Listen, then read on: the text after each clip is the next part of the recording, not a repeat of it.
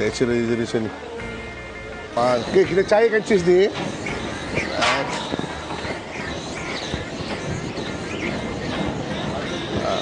So dia cairkan api ni. Yes.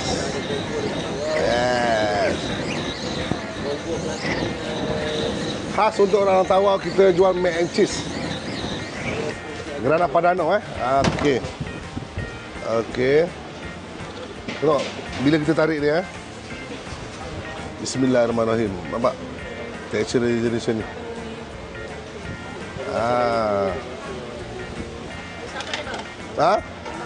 Apa? Grana Padano ni rasa tak? Boleh rasa. Okey, bismillahirrahmanirrahim. Okey, kita campur lagi ni. Khas untuk orang-orang Tawau kami ada di Havoc Food Festival. Selama 5 hari kami di sini. So, saya akan masak mac and cheese untuk orang-orang Tawau.